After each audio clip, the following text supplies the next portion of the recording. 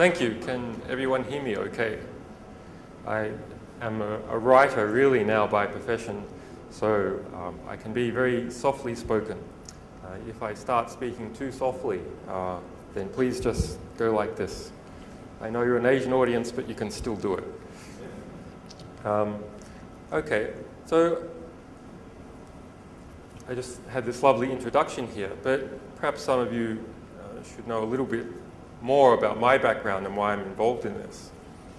So I was a famous teenage computer hacker in Australia and a long-term activist, and I've been reading generals' emails since I was 17.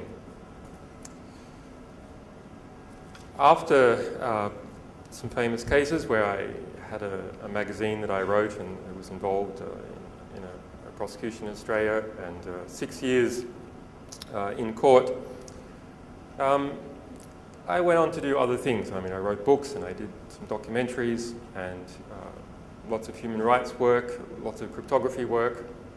Some of you may know strobe. So I invented parallel port scanning.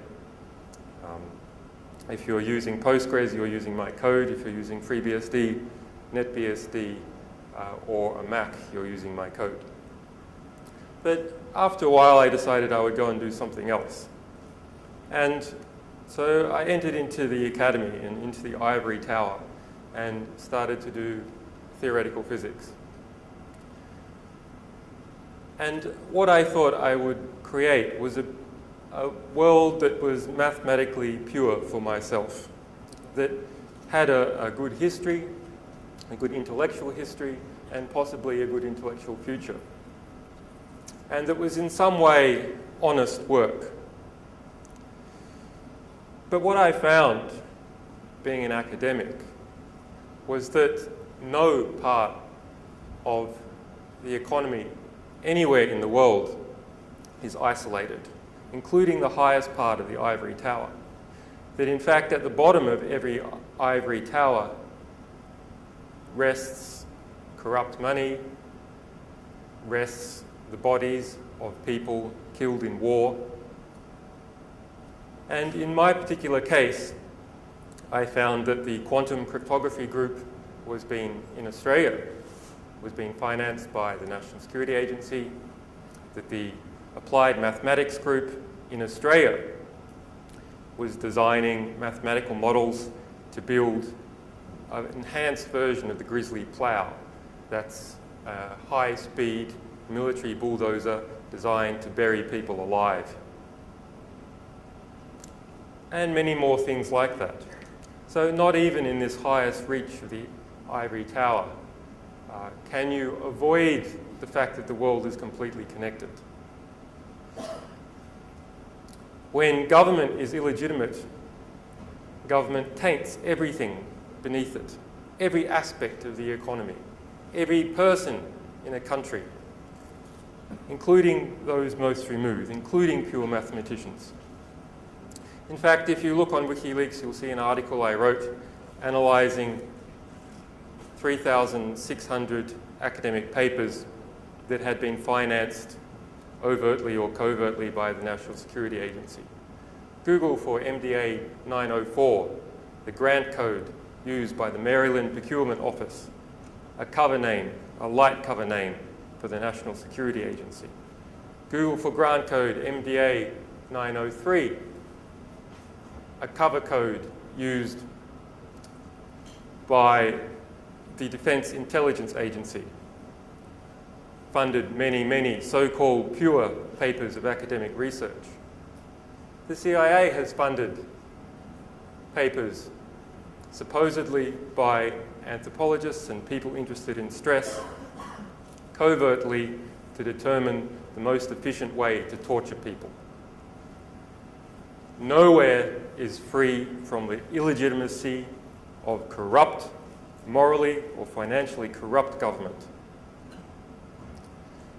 So having discovered this, and also having many journalistic friends and activist friends, we decided to do what we could to make government and organisations more legitimate.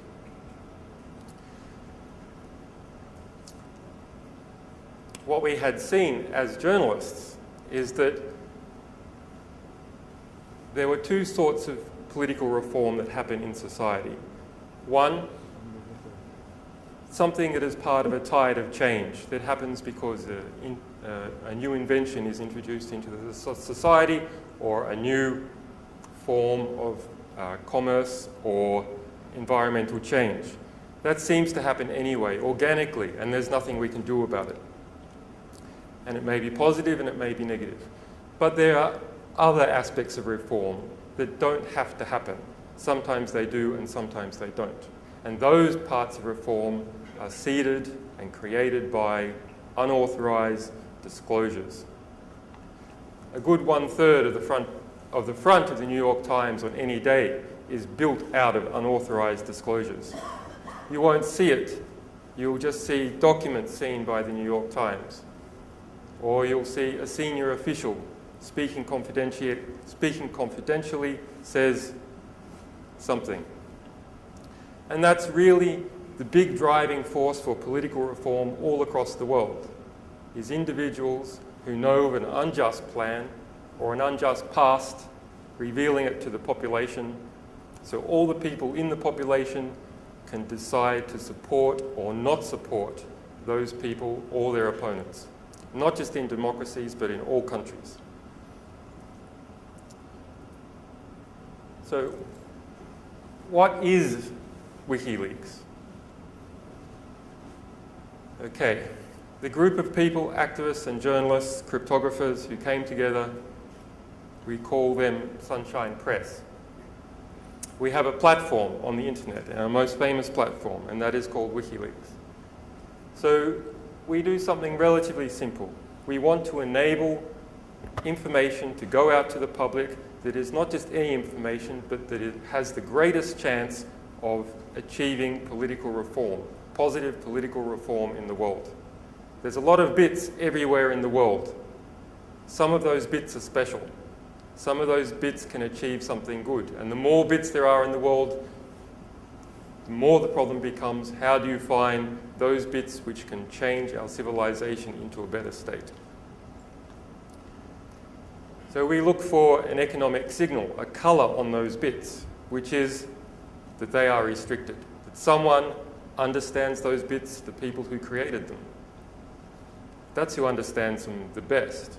And they have restricted them from the public because they understand that when that material is released, it makes it harder for them to carry out unjust plans, because those plans will be opposed. Or if they have carried out such plans in the past, the anger from the discovery will cause people to take away some of their power. Okay. So to get things to the public, you need to protect sources who want to disclose, and you also need to protect your ability to publish in the face of attack. And people like to say that the internet is a place of free speech. Nothing could be further from the truth. What the internet has allowed is publishers to publish cheaply. And with that vast influx of new publishers, some of those publishers are motivated to protect what they are publishing. But in general, the internet is the easiest place to censor. You can't take a paper back from a library, not very easily. But you can do it on the internet, no problem at all. You can censor commercially on the internet by driving publishers away from ISPs. So protecting publishing on the internet is not something that comes about as a product of the internet itself. It needs something extra. We don't publish everything because there's too much to, so we limit. We limit ourselves to the hardest cases, the hardest publishing cases that no one else can publish. So that means non-public censored documents of political, diplomatic, or historical significance.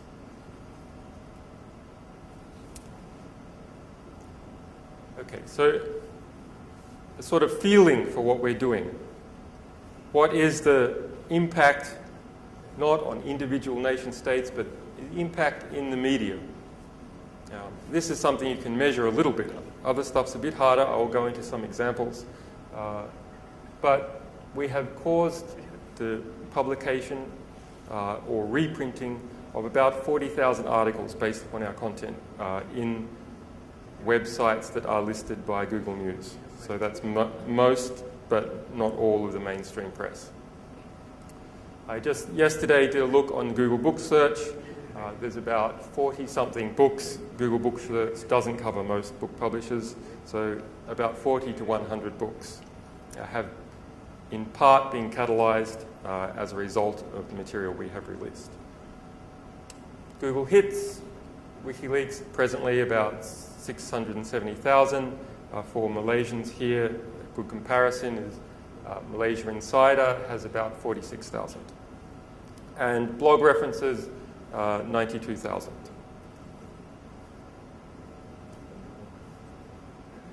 Guys, I've been censored. Come on. Actually, speaking of which, in this crisis that is occurring in the United States with journalists, a journalist who is fired is 100% censored. Thanks. Okay. So this map is by Freedom House. This is the Global Press Freedoms Index for 2007. The green is what Freedom House is an independently funded... Okay. Freedom House is an independently funded arm of the United States government. So it does have a little bit of a bias, but it also has some good people. So within the US prism of how it looks on the world, this is an accurate map. So green are the so-called free press countries. Yellow, partly free, that includes Malaysia, and grey, not free. So you see, in fact, even according to Freedom House, most of the world is not free from censorship. Now, of course, you'll hear from the stories I will tell you that this green is a complete illusion, an entire illusion. What has happened is that there has been a privatization of censorship in the green countries. It's no longer direct state censorship most of the time. It's censorship on behalf of private organizations through the courts, and the courts are run by the state. So it's an indirect form of state censorship when you privatize the major institutions of your country.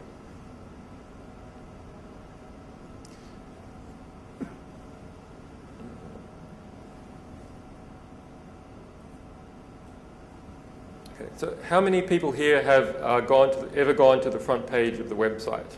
Can I see some hands? How many people haven't? Okay, so this section is not completely useless. So this is what you will see if you go to the front page of the website. This is WikiLeaks. We help you get the truth out. If you then scroll down, you will see on the right-hand side recent material that we have released, or that has been censored and we have uncensored. On the left-hand side is news reports that have been caused by the material on the right-hand side. So information catalyzed in the mainstream press, sometimes the alternative press, and sometimes articles that we have written ourselves, if no one else is picking it up.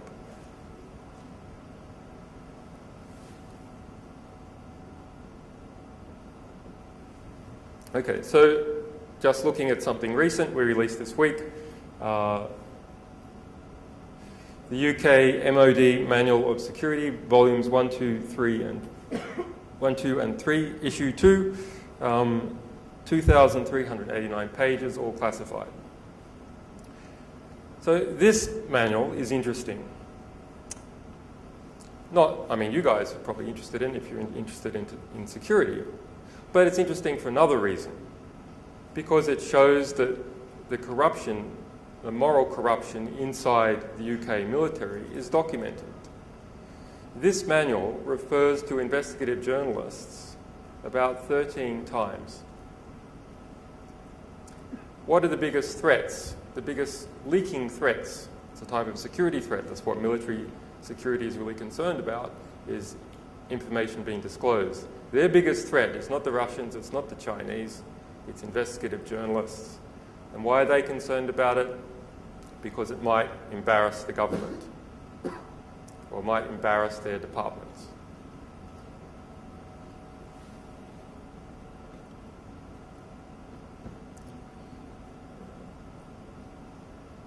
Okay, so now looking on the other column, you can see material you can see mainstream press that has picked this up. This was front page of the Telegraph earlier this week, a newspaper in the UK. MOD, how to stop leaks document is leaked.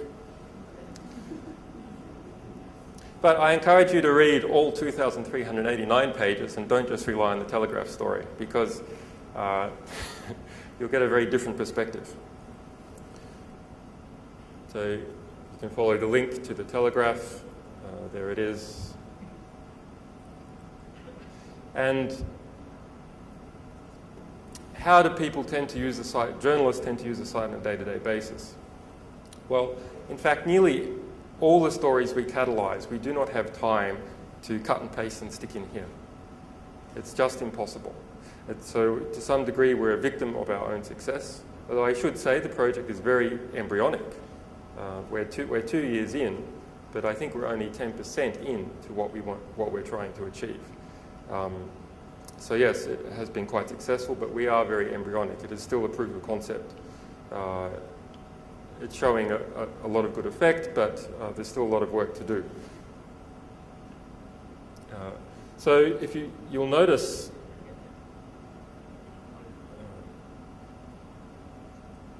here, so catalyze reportage, you can have a look at news, blogs, and Twitter. So this is where, in fact, you will find most of the media pickup.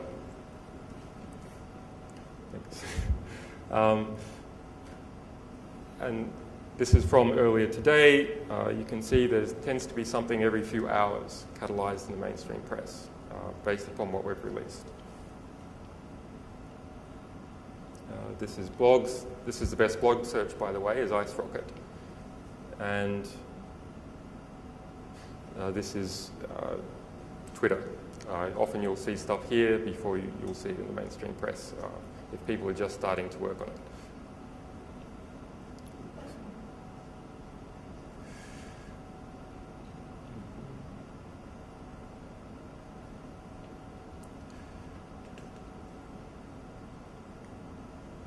And, okay, there's one more, press display as well. This is actually a big organization that scans the front pages of, and other pages of newspapers across the world and puts them online. They charge you to actually buy chunks, but you can get one or something a day free, and so you can see this is what has been happening this week, mentioning WikiLeaks in relation to the Telegraph, the MOD, and sometimes we will write our own material. So this MOD document gave travel advice to UK spies about going into China and Russia. And what do they need to watch out for when they're in those countries? Okay, so this is what the UK MOD says. Chinese espionage is a voracious problem that uses a mass of ordinary students and businessmen to bug hotels, to glean information, to create false confidences, etc., when people visit China. I mean, it should be no surprise to most of you that the Chinese are extremely active conducting internet espionage. I've seen a lot of that. Our Tibetan supporters have been routinely hacked. I've seen Pakistan hacked. the NED in the United States, CFR, many US pro-democracy organizations, Freedom House that I just mentioned, all hacked by Chinese hackers. And it seems something that's quite common is that they poll using POP or POP3 to just take copies of inboxes routinely.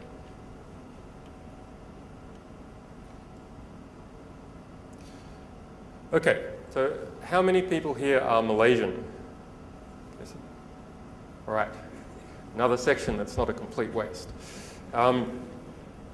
So I was in Malaysia 3 years ago, and everyone seemed really harried and no smile on people's faces, which is unusual for Asia. But now everyone's really happy. So, and yet they're complaining about the government more than ever. So I'm trying to correlate these two, and I think they are correlated.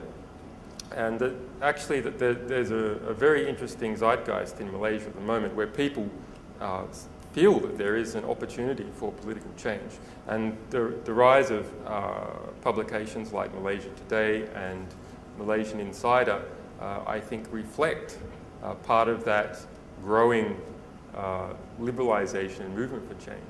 And I think in Malaysia, you're going to see something different to what you see to some other Asian countries. For instance, I don't think you could ever see Hack in the Box in Singapore. Malaysia has a mixture of different races and religions, and this is giving it a much more interesting and dynamic and diverse mix. So I don't think you'll see this awful cultural, is anyone here from Singapore? I don't think you'll see this awful cultural homogeneity and sterility that you see in Singapore, which would never give you a hack in the box. So I think this country is going to go good places. But we haven't had too many Malaysian leaks. We have had some. So I was wondering, well, how much stuff do we have on Malaysia? Given that we haven't had too many Malaysian leaks, we've maybe had that are really direct, there weren't stuff that was censored, that was direct leaks. We've had stuff on the Sarawak power plants. But, you know, I was saying before, all the world is connected economically. No nation that engages in trade is an island. So what have we got in Malaysia from other countries?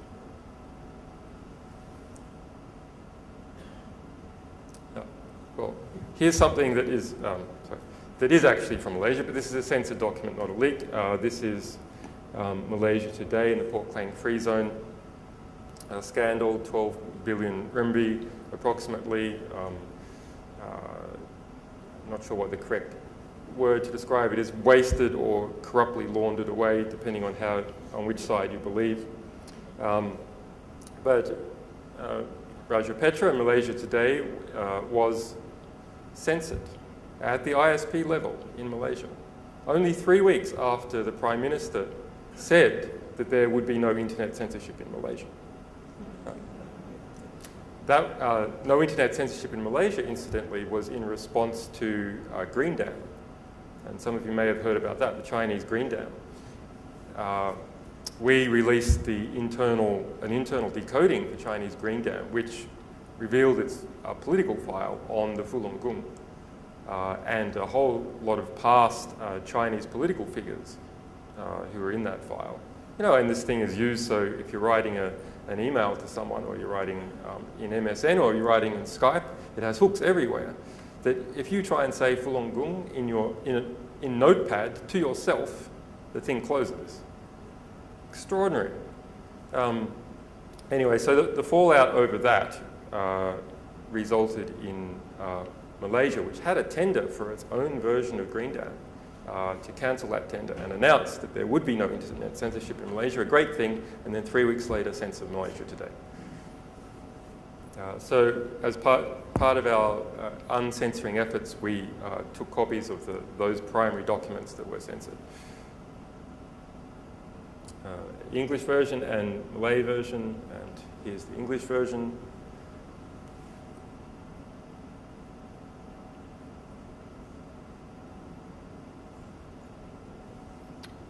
Damn, there's so many of these things.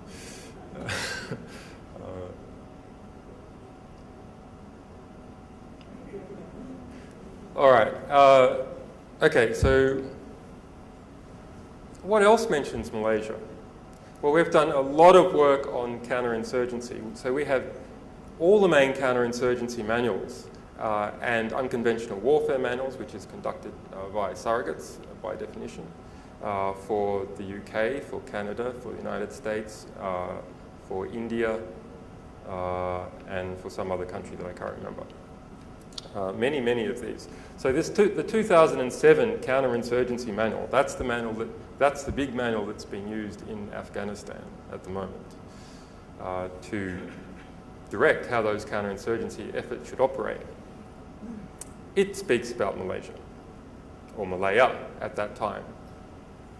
Sorry, at the time that it is referring to. So I'll read out just a quote. It would be wrong to deduce that any application of attrition is necessarily counterproductive in Malaya. So attrition, when you're talking about counterinsurgency, that means you just kill all your opponents and then problem solved. Because if there's no person, there's no problem. Kill them all. The British were able to achieve a force ratio of 20-1 and use their military superiority in numbers and firepower as a means to drive Sinn Peng's communists into a remote part of the country where they were hunted down remorselessly. Lots of other references to Malaysian history and Singaporean early history, or post-Second World War history in this document. This is how the British learned to do counterinsurgency in Afghanistan. Was by practicing on the Malay people.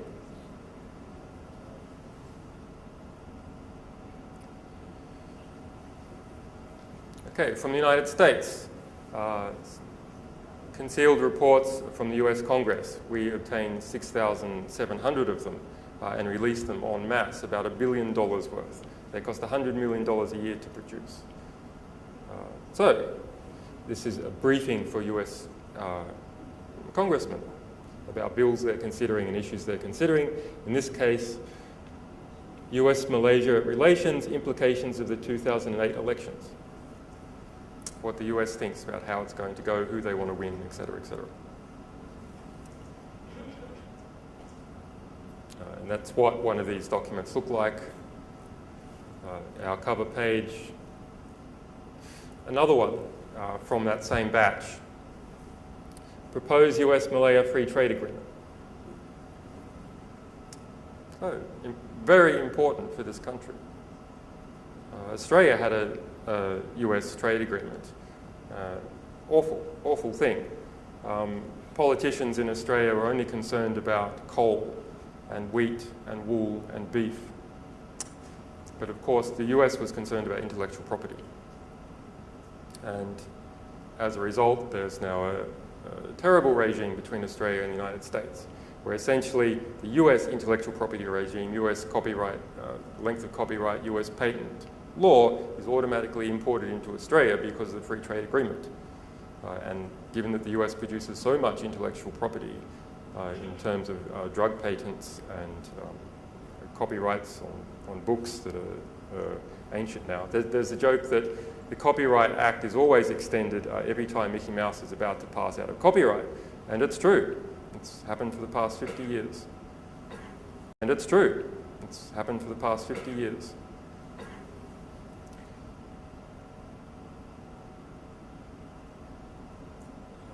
So another bulk leak of that sort is we released 600 reports from the United Nations.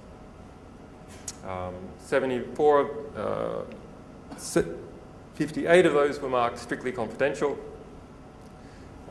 Those were investigations into corruption or crime committed by the United Nations, including United Nations peacekeepers.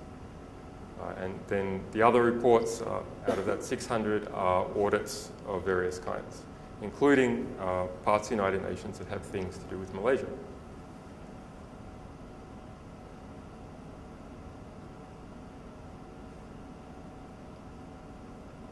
So here's an example press article. The Associated Press came out based upon that material. It appears everywhere. It's a newswire, appeared in New York Times. UN finds 217 sex abuse claims against blue helmets. So there was peacekeepers stationed in the Congo who were sexually abusing the local population.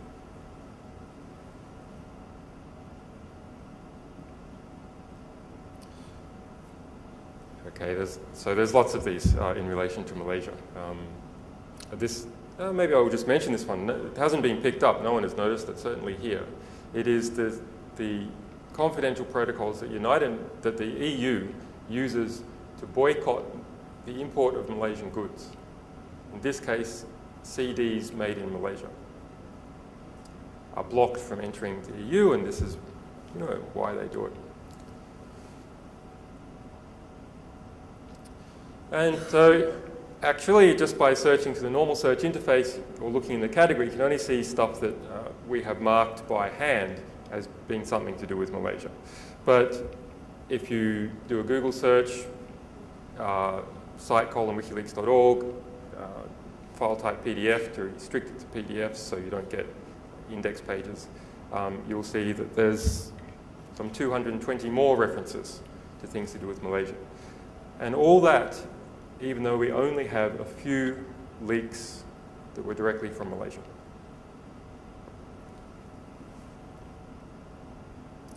So here's another one. This was a leak from the US Embassy in London. So this is about a Malaysian citizen who's accused of being a member of Jemaah Islamiyah.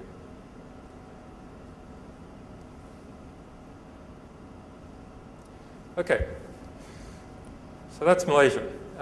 Now, does this have real impact? I mean, our hopes are that it has impact and that we achieve significant reform, but okay, you can see the press is writing about it, but does it actually work? It's still embryonic, but do we have some clear cases where we have changed in an obvious, significant way what has been happening in a country? Well, the answer is yes. So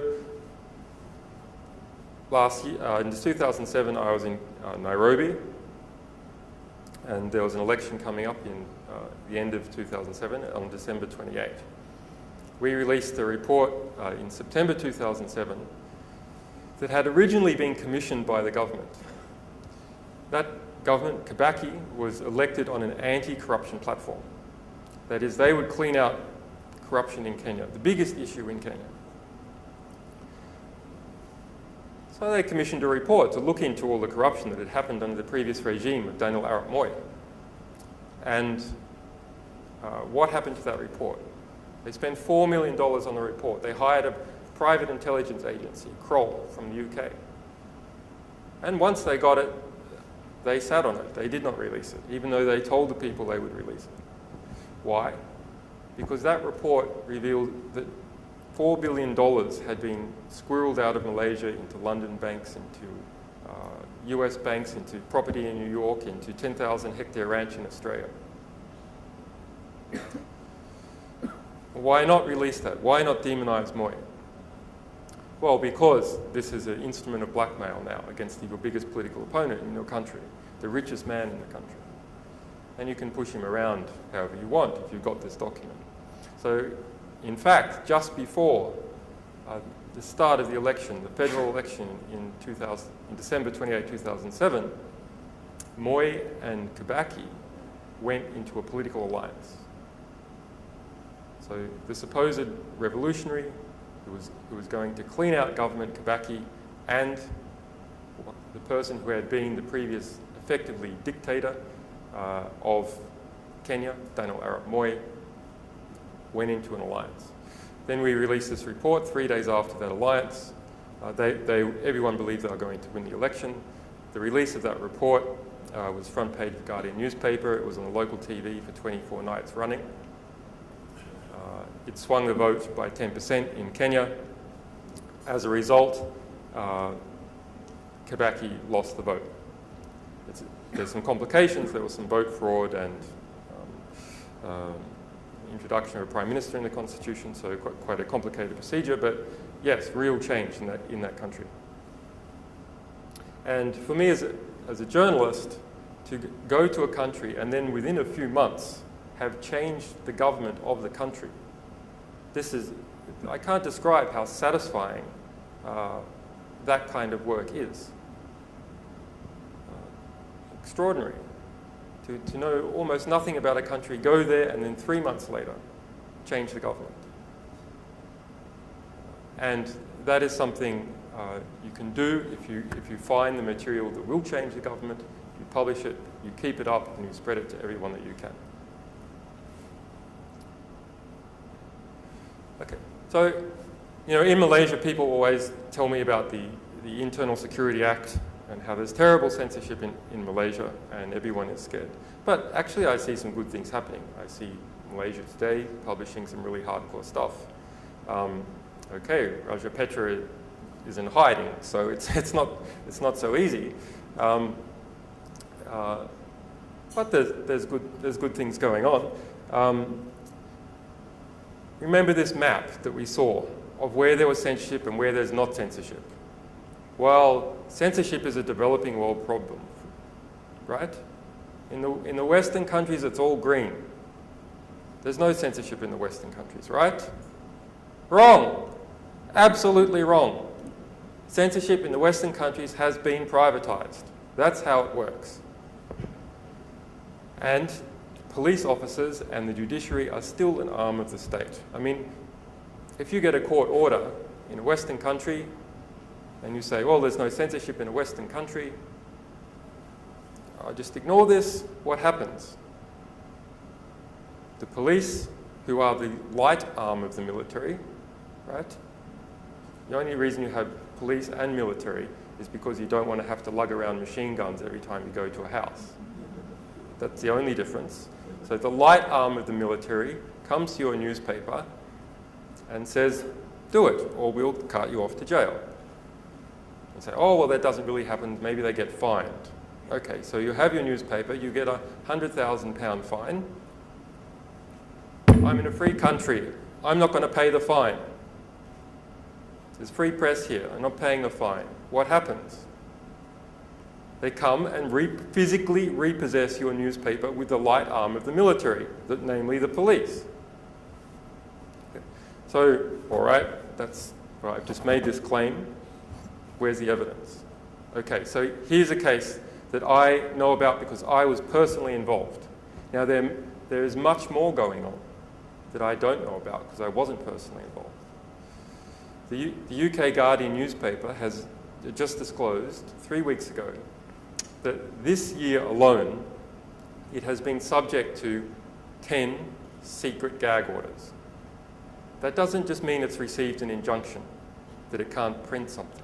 That means it's received an injunction from the court saying it can't print something and it can't tell anyone that it received the injunction or who it was about or when the court case was, etc. A secret gag order. This is much worse than the Malaysian Internal Security Act if the case is public. This is a secret case. So in this case, there was an Iraqi billionaire, Nahdimi Orchi, who was the then Prime Minister. In about 1981, he moved to the UK, a sophisticated cosmopolitan man. He developed holdings in Luxembourg, grew that up to 200 companies. Other companies in Panama, all over the world, investments in Chicago, investments in Lebanon, investments in London, infiltrated the Labour Party in London. In fact, just 2 years ago, he received a painting from the House of Commons in his honour for the birthday of his business in the UK, signed by 146 members of Commons. So that's how well integrated he is into the culture of the United Kingdom. So, but back in 2003, he was convicted in Paris of corruption in the Elf Aquitaine scandal, the biggest corruption scandal in Europe in 30 years. By his investments in Chicago, he was also the chief financier of Tony Rezko and Roy Blagojevich. Blagojevich is the disgraced governor of Chicago that tried to sell Obama's seat. You might remember that. He tried to, when Obama became president, his Senate seat was vacated. Blagojevich tried to sell it because as governor, he was able to give it to someone else. Tony Rezko was the fundraiser for Obama, not the last election, but for his Senate. And Nahadimi Orchi was the chief financier for Tony Rezko and at various stages Blagojevich.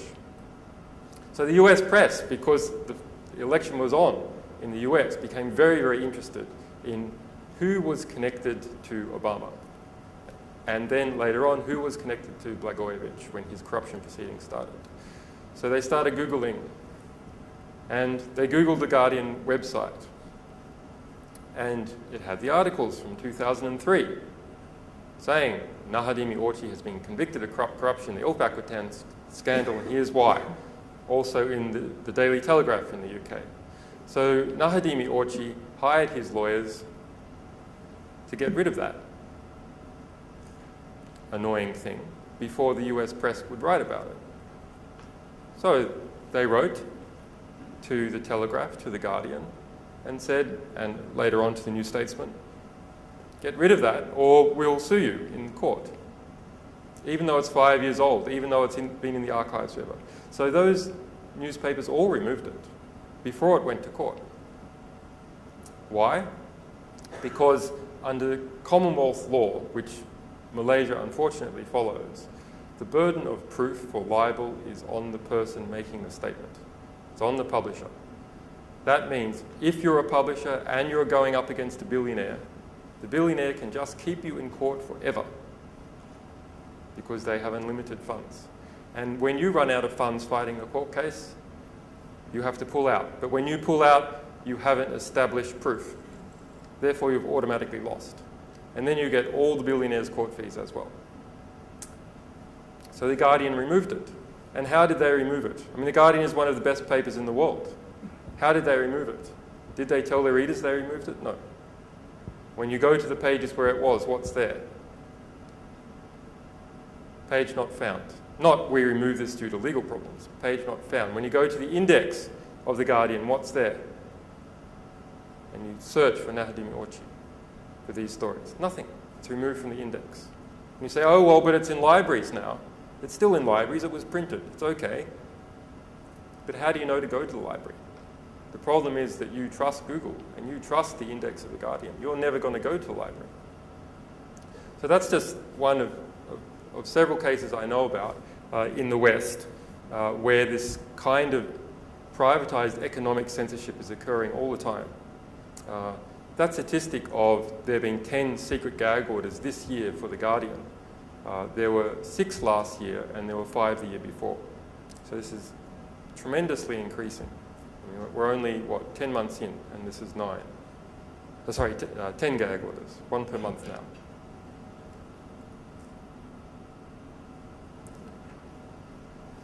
You guys didn't say anything.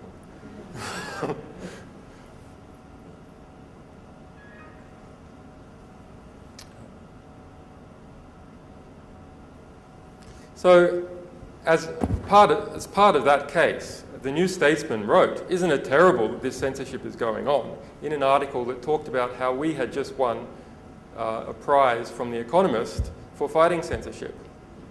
It just mentioned the titles of those censored articles.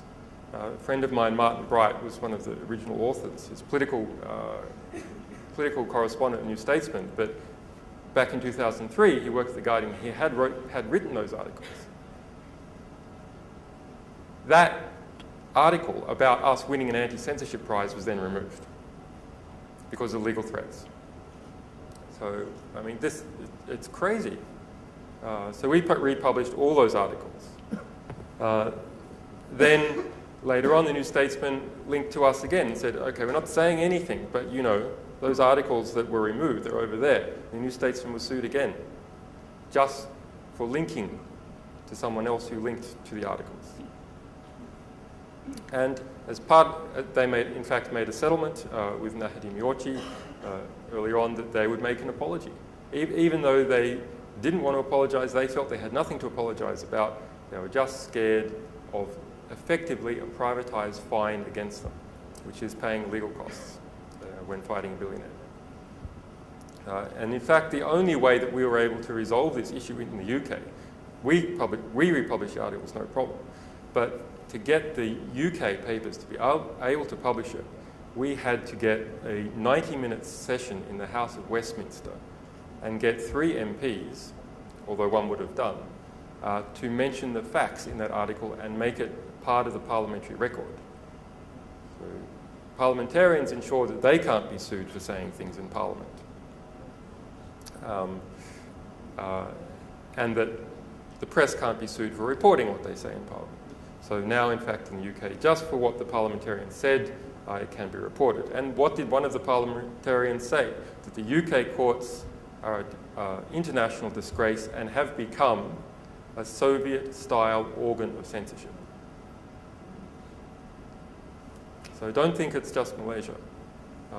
The UK does it all, but in a more sort of sophisticated, below-the-surface way. At least in Malaysia, it's a bit more iron-fisted, so you can hear the fist hitting the table. It's not something that's done under the table with secret gag orders. At least, well, who knows? They're secret, right? Maybe it happens, but I don't know about it. Maybe you're just much more competent with your secret gag orders in the UK. Sorry, in Malaysia.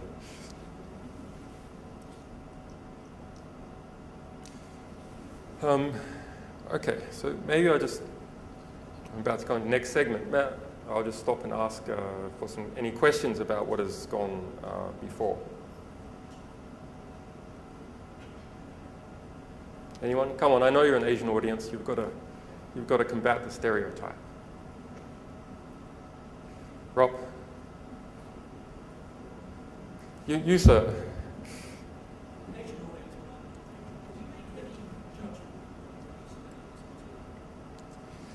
Yeah, so we have an editorial criteria, which is the document must be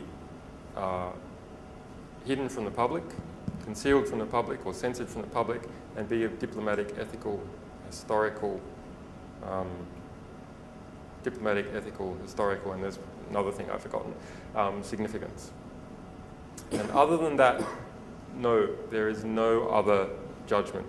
And the reason being is, for us to exercise that kind of judgment would be for us to be censoring our sources.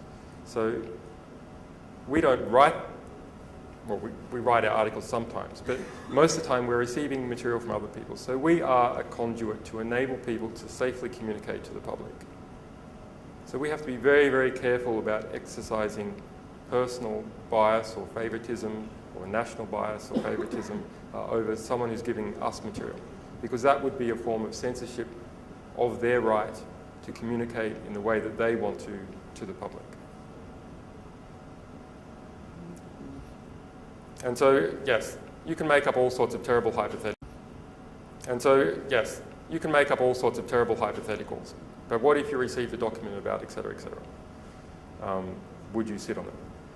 Well, what we have done sometimes is we've received a document about, which is a list of members of a neo-Nazi party in the UK, the British National Party. And we didn't release it immediately. We emailed all those members and said we're going to release it. And then we released it.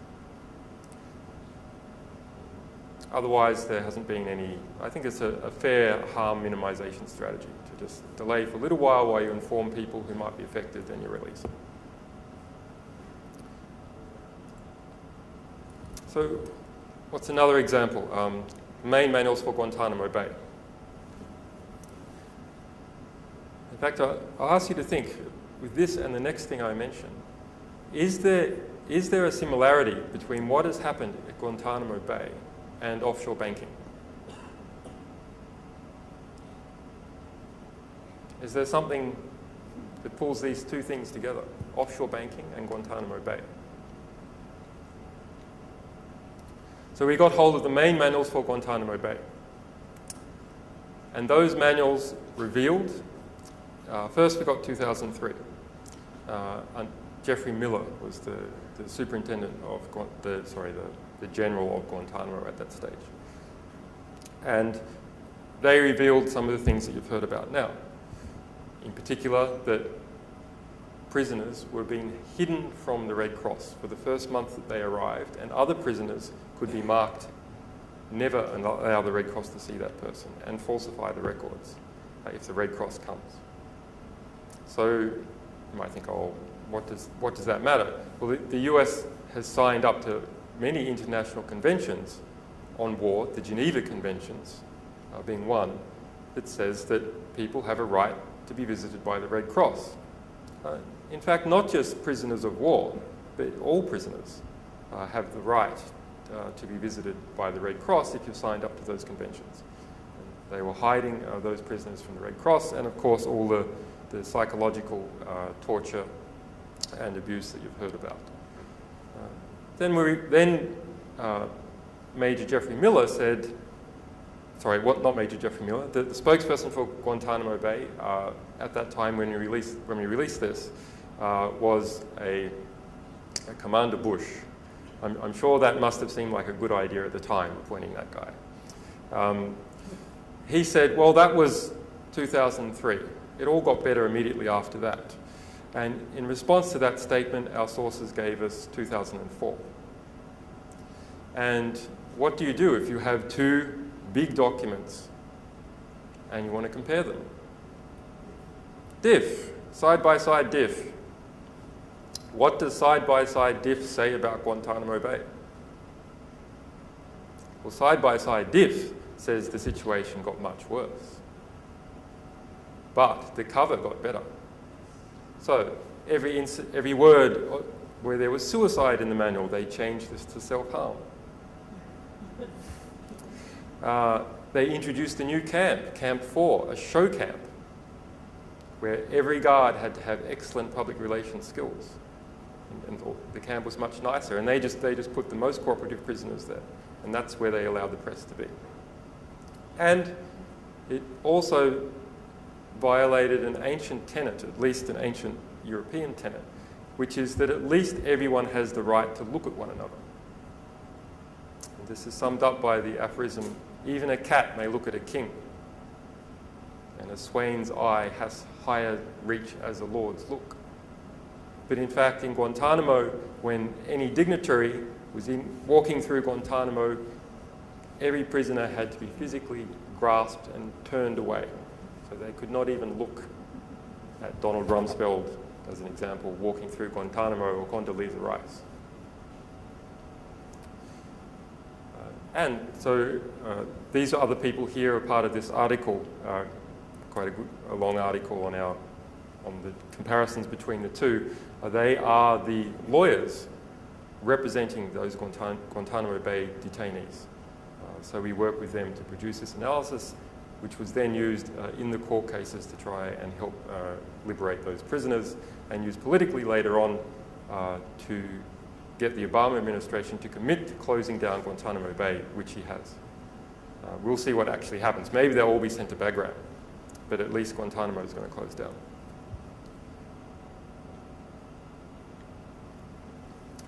Actually, the developed world is doing very well out of this inequality. Extraordinarily well. And remember, out of that 154 billion of aid, about 50% is actually just a way of laundering money back to military contractors in the home country. So we give you some money to buy rice, but it's got to be our rice. We give you money to buy a tank, but it's got to be our tank. The biggest, 1/3 of all the world's private wealth that people, individuals, have put in bank accounts is in Switzerland.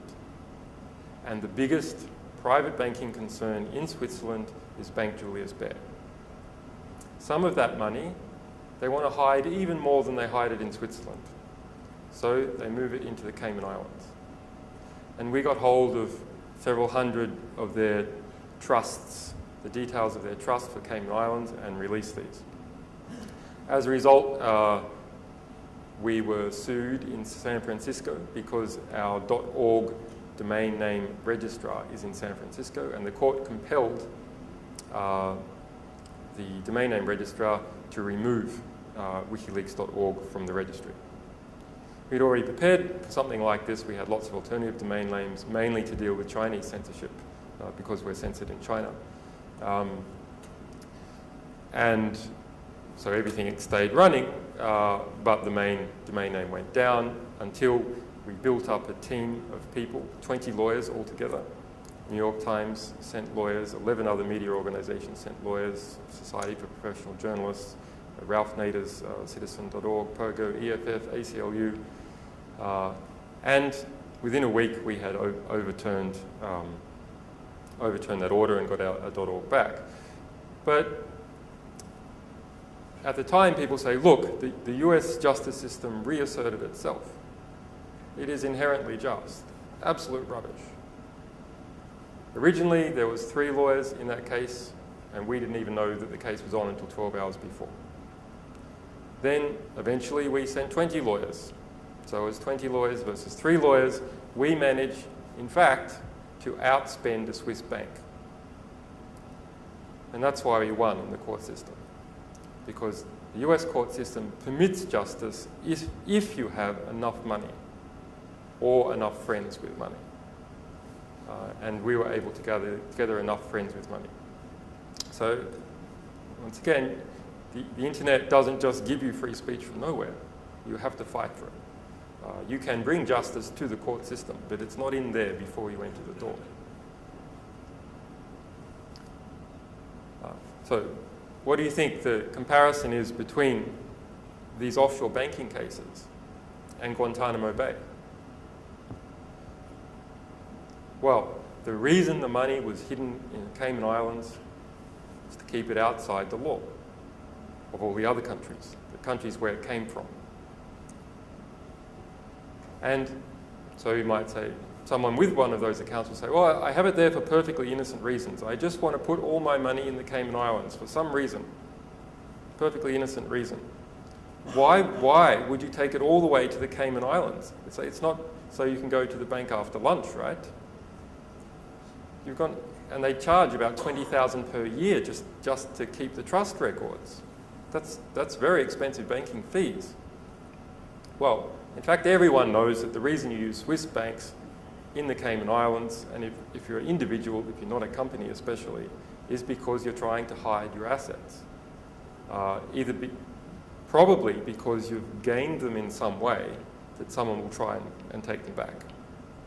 So you do real estate development and you sell a house, you sell a big building that's about to fall down, but before it falls down you take all the money and you stick it in the Cayman Islands.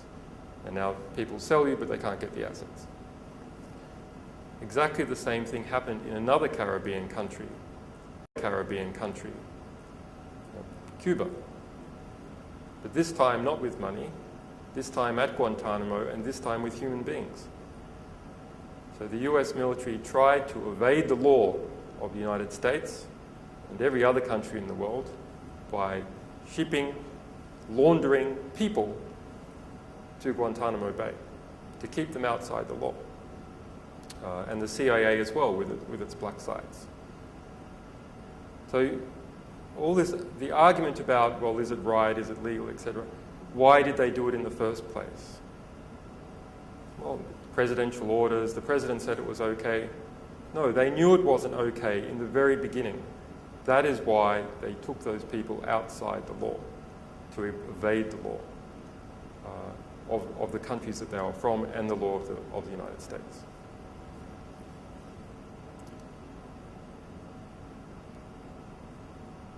So, well, we won that case. We were very happy about that.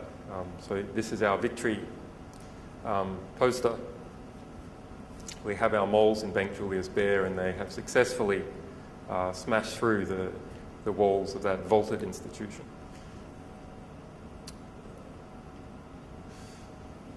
Well, there's many more examples I could give you. This, you might have heard about Corpthing in Iceland, the biggest bank in Iceland. Collapsed, was nationalised last year, pulled down the whole economy in Iceland. Changed the value of the Icelandic dollar down to 50% of what it was before. So we released a loan book, which just maybe 2 months ago, which exposed that in fact the Corp Thing executives had been giving multi-billion-dollar loans to themselves and to their pals and to shareholders in the company, and under collateral putting, he's a known guy, we know this guy. And so the Serious Fraud Unit in the UK has called for more leaks. Eva Joly, the EU investigator, has called for more leaks of these types. In this case, the bank got an injunction against, the bank tried to get an injunction against us. I mean, they tried to sue us, that wasn't successful. But then they got an injunction against the state TV, the nightly news in Iceland, the day after we released this document, who had a 20-minute special on this document. The injunction hit the news desk 5 minutes before the newsreaders were about to read out all the information about that leak. And they had no other story. So they just said, well, there's been this leak. We can't tell you anything about what's in it. Here's the injunction, extraordinary for Iceland, that we've got that says that we can't tell you anything about it. Here's the website that it's on, front page. We'll just leave that there on air for 13 minutes. So yes, we had on our chat server an enormous flood of people speaking Icelandic all of a sudden from nowhere. And the case went to court again 2 days later and was dropped under the basis that, well, it was out. That the courts don't like to be seen impotent. So there's no point in keeping an injunction going if it's completely useless in practice. And the Prime Minister of Iceland came out and said that they would change their banking secrecy legislation, so if there was any sort of corrupt activity or inside loans or anything like this, then they would permit people to reveal this to the Parliament and to others. So a nice outcome just a few months ago. And in the same week, we had a similar situation in the Turks and Caicos Islands, another little Caribbean island, 30,000 people. Michael Douglas and his wife bought land there. It turns out that the land was actually stolen from the Crown, sold to overseas property developers in response to bribing the Premier for $500,000, allegedly bribing the Premier for $500,000. It's definitely known that he did get a secret payment from these people of $500,000. He may claim that it was for some other purpose, of course. But many other claims of that sort in relation to land trades. We released a redacted document from a commission of inquiry and turned the redactions into highlights, something that we love doing, we've done in many cases, especially badly formatted PDFs. So take out those black squares, turn them into nice red, look at this. The High Court injunction was obtained in Turks and Caicos Islands, saying that no media in the Turks and Caicos Islands could report it. However, it was already out there. When the second case came around 2 days later, that injunction was dropped. The end result was that the whole government was suspended. It's a British overseas territory, so it's a British protectorate. The British took over the whole government and have taken over the whole government for the next 2 years to rebuild the whole thing from scratch, which is an interesting geopolitical issue in itself, actually. But it certainly shows you the seriousness of the corruption issue and what you can do if you release the right information at the right time. And a great little journal. There is a Malaysia Today of the Turks and Caicos Islands, and that's called the Turks and Caicos Islands Journal. And it has been campaigning against this form of land corruption and ecological destruction in the islands and for about a year. And it was involved in helping release this report. So it started out with service in the Turks and Caicos Islands about 1 year ago. Very quickly, when it started writing about these corruption issues, it had to remove its servers from Turks and Caicos Islands. So where did it go? Well, thought, well, we want something sort of away from the British, right? We know the British libel law is really bad. So we'll move the servers to India. And one of the technical guys also had a connection to India.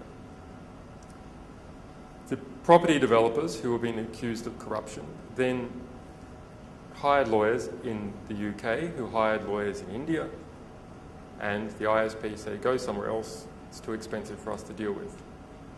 So they moved their servers to, guess where? To Malaysia. But after about another month, exactly the same thing happened.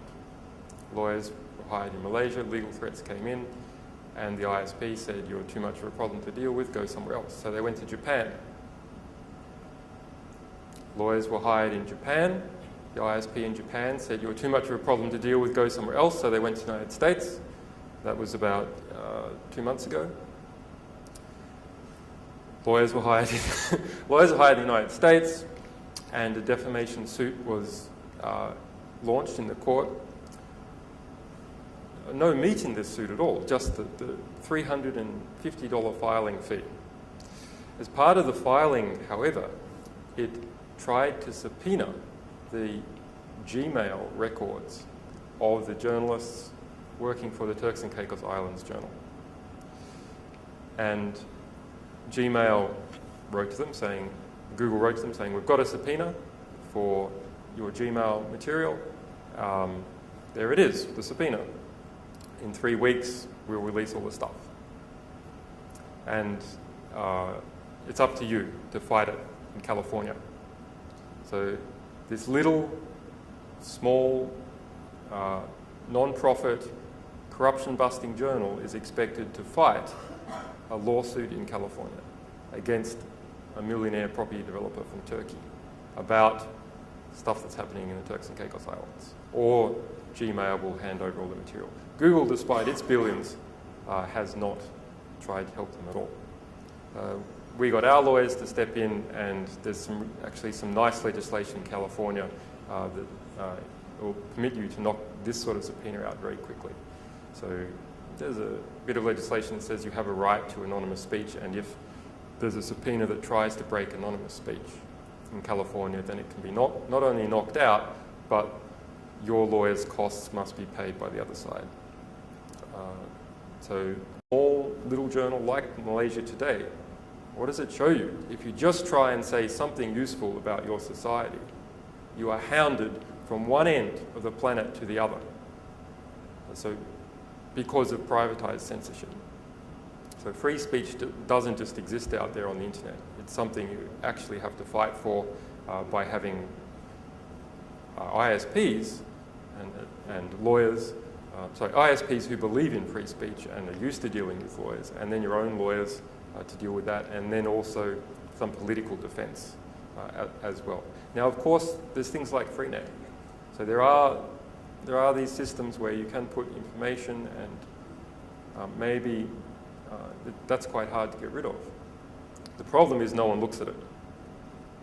It's just too slow. You have to install other software. So it doesn't have any political impact. And that's the sort of sad reality for projects like Freenet, and will probably always be true where there's anything that requires extra time. You get the anonymity from extra time, but people don't want to spend the extra time, so the information just flows slower than all the competing information in the world, and so it doesn't have any political impact. We have these encrypted back networks behind the scenes, but we have fast caches out the front to just serve stuff up by HTTP or HTTPS. But we have HTTP because that's fast. You've got to get stuff out fast. That's your best defense against censorship, is to keep it up for a while and get it out as quickly as possible and make attacking you a counterproductive effort. Okay. So I think, yes, so why am I talking to you guys at all? Well, you know, you have a capture the flag contest here. Well, we have our own list of flags, and we want you to capture them. And so if you Google for WikiLeaks Most Wanted 2009, you'll see a list of documents for about 40 countries that activists, journalists, human rights investigators, police, anti-corruption people, some historians and random internet users have contributed. So if you are in a position as a consultant, or you know someone who's in a position to get this material, get it, give it to us, no questions asked, and you'll help change history. Okay. Thank you very much, Julian. Ladies and gentlemen, I think for this slot we will not have a Q&A, but if you have any questions, please feel free to approach Julian and meet him at the